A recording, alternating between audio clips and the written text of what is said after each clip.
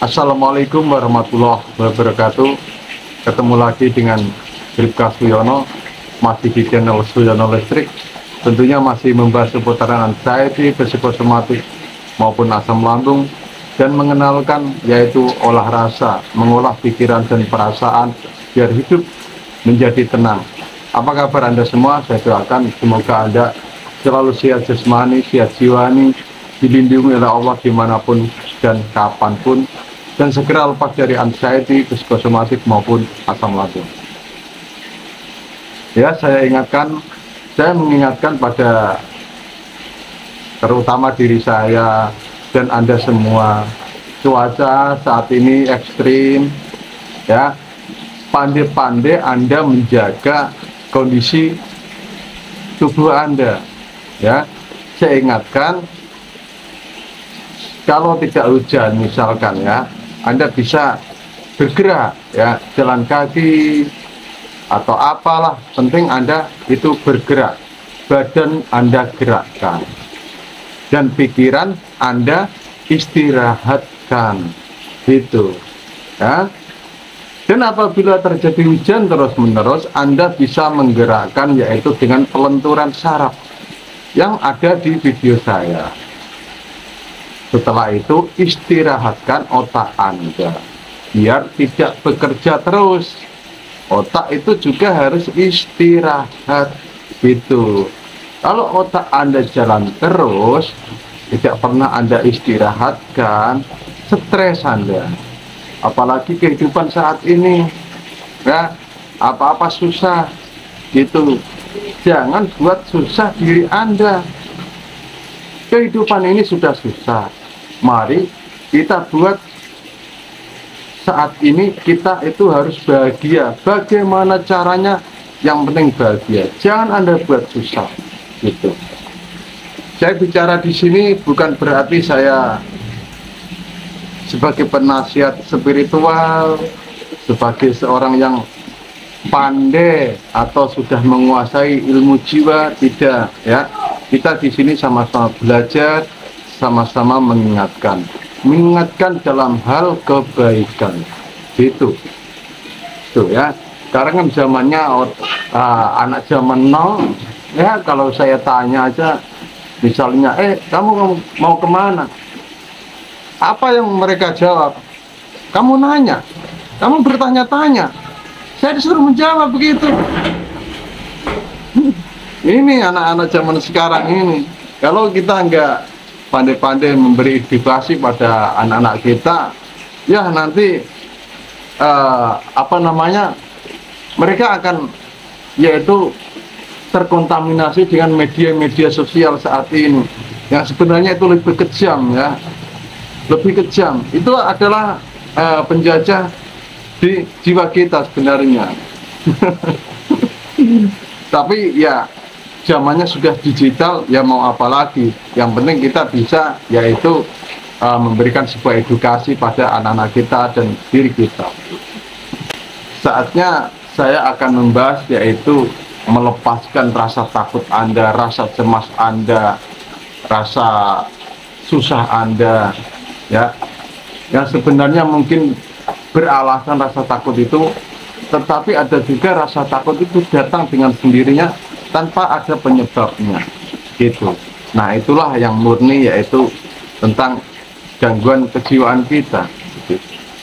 Nah, di sini ada cara yang ini saya simpulkan dari pengalaman pribadi saya terhadap diri saya, karena saya pernah merasakan keterpurukan, pernah mengalami gangguan kejiwaan, keguncangan jiwa, yaitu mengalami anxiety disorder atau gejala-gejala psikosomatik, mengalami asam lambung yang menimbulkan kecemasan atau gut anxiety disorder. Nah, jadi ini tidak patokan paten, ya, tidak paten, karena ini adalah hasil riset saya sendiri, tetapi tetap aja harus ada referensi, gitu, ya.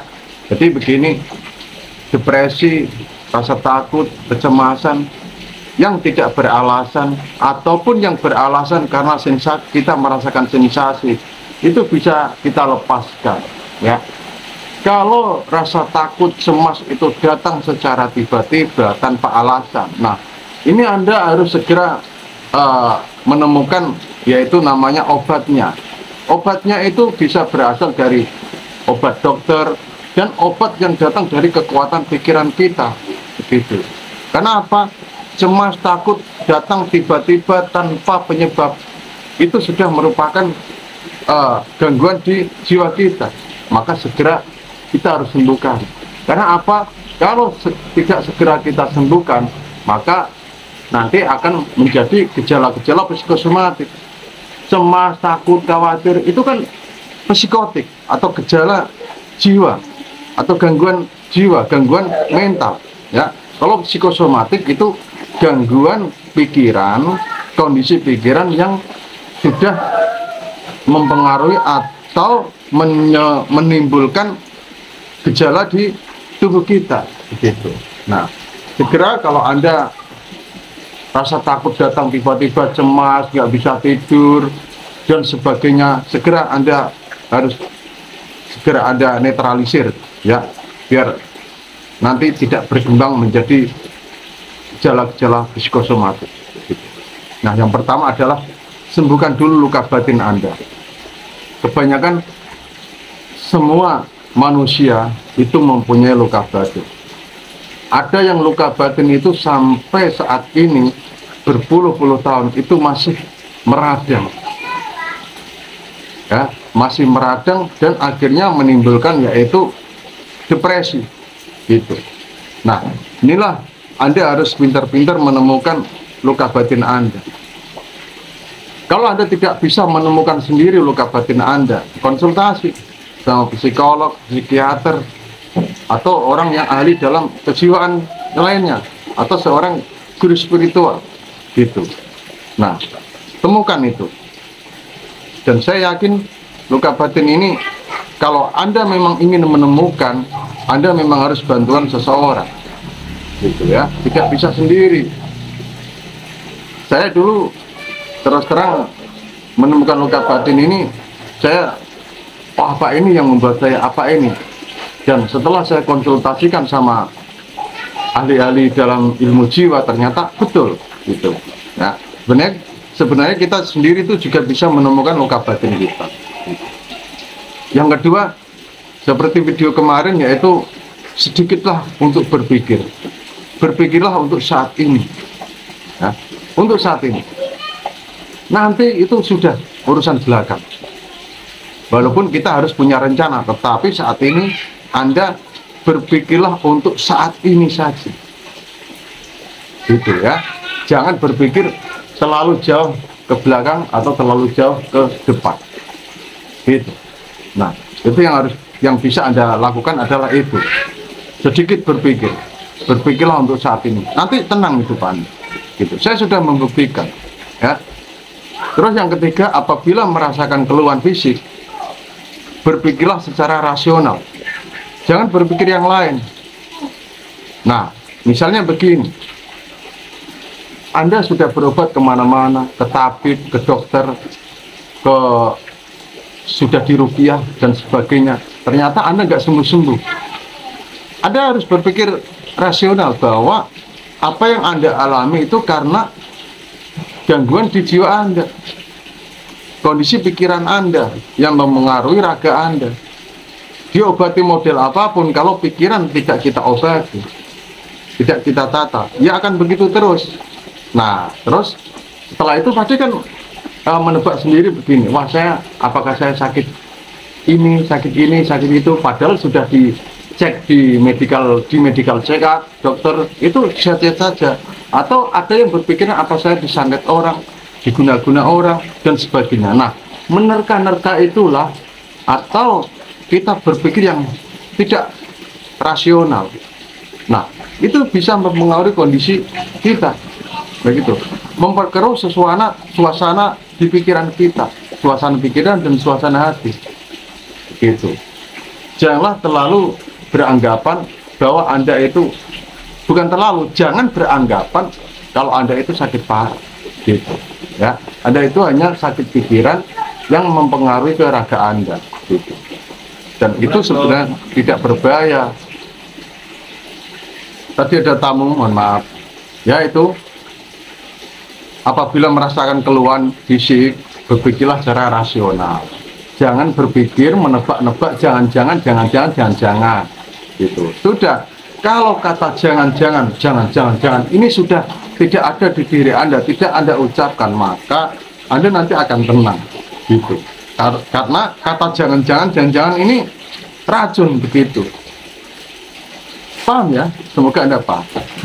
Terus yang keempat adalah cobalah terapi istirahatkan otak. Nah, ini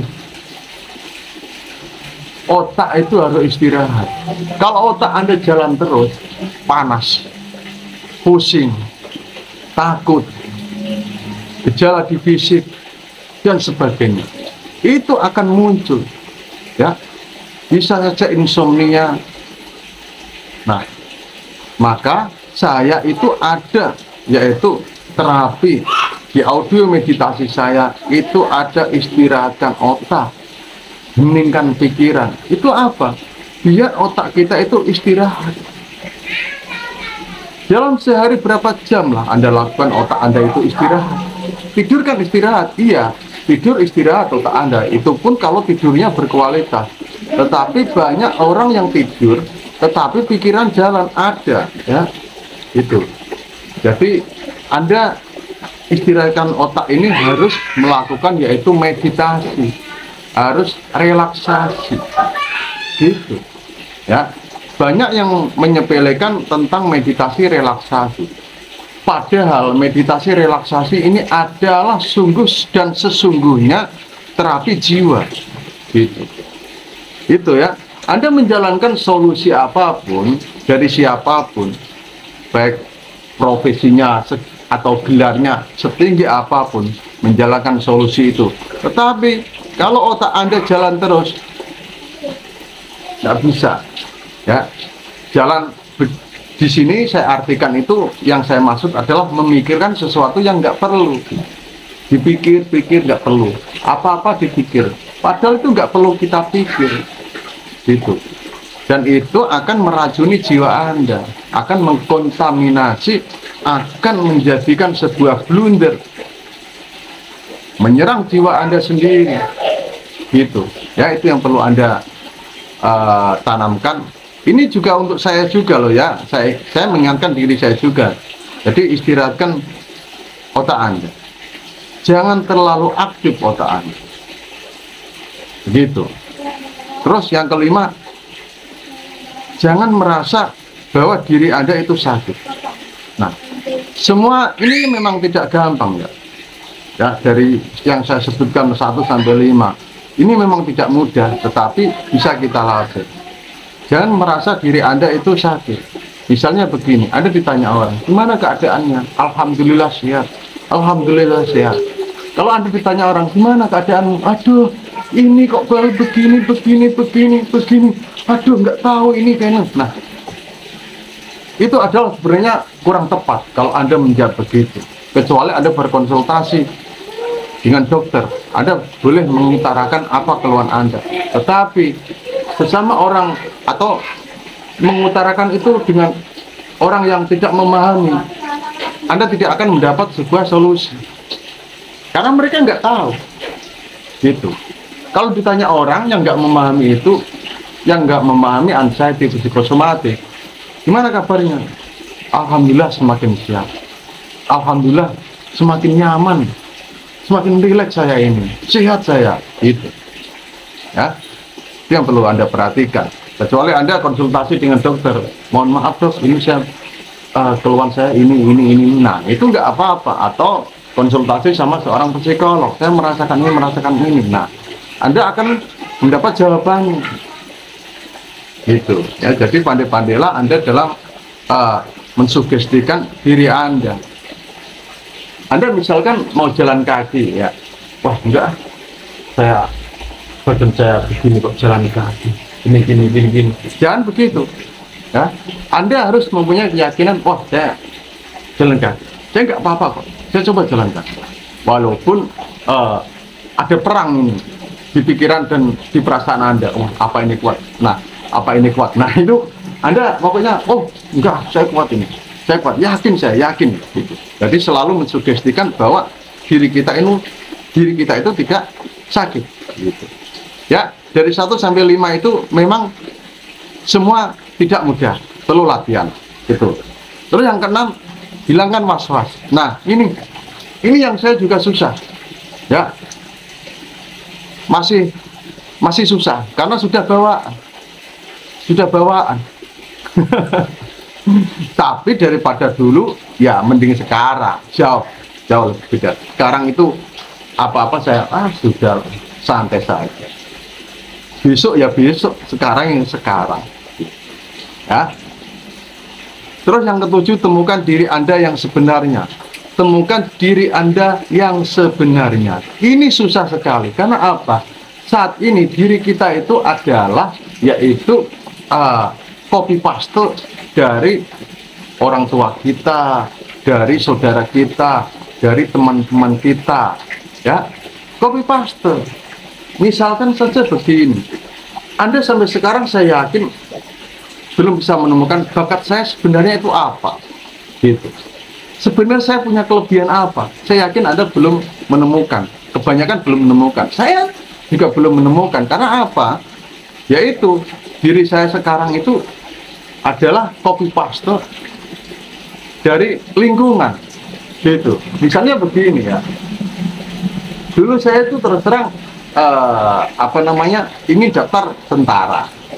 Jangan orang tua saya inginnya saya daftar polisi. Padahal saya minat menjadi tentara, tetapi orang tua saya enggak, jangan daftar polisi saja. Nah, itu. Nah, jadi saya itu begitu. Terus sama. Saya itu dulu suka yang namanya yaitu seni, ya, melukis dan sebagainya. Nah, orang tua saya nggak suka itu. Sukanya adalah yaitu memperbaiki barang-barang yang rusak. Akhirnya itu menurun ke saya. Saya sukanya membenahi barang-barang yang rusak, walaupun kata nggak berhasil gitu. Jadi diri kita yang sekarang itu adalah hasil atau olahan dari lingkungan kita, dari orang tua kita, dari teman kita, dari tetangga kita dan sebagainya. Atau Anda misalkan ingin kuliah ya, sebenarnya Anda ingin mengambil jurusan kesehatan, tetapi teman Anda, oh jangan ambil jurusan kesehatan, ini IT saja, itu peluang kerjanya bagus. Nah, akhirnya Anda terpengaruh oleh teman Anda. Nah, itulah berarti diri Anda itu ya copy paste dari lingkungan Anda. Ya, semoga Anda paham. Terus yang kedelapan, dekatkan diri sama Tuhan. Nah, ini udah pasti. Ya, sering istighfar, zikir kalau Anda Muslim. Kalau Anda non Muslim ya sesuai dengan agama dan kepercayaan Anda masing-masing. Pokoknya ya mendekatkan Tuhan, mendekatkan diri sama Tuhan. Entah bagaimana cara Anda sesuai dengan agama Anda. Gitu. Saya di sini nggak mau bicara banyak tentang mendekatkan diri sama Tuhan karena saya merasa belum menjadi orang yang sudah yang dikatakan benar-benar bertakwa itu belum. Ya. 9, sabar, nikmati prosesnya. Nah, ini sudah pasti, hujan deras ya, hujan deras. Yang ke-10, ikhlas. Nah, sudah itu aja. Ya. Sebenarnya masih banyak, tetapi ya kalau kita bicarakan nggak selesai penyakit ini. Salam sehat dari Firdaus Suyono. Wassalamualaikum warahmatullahi wabarakatuh.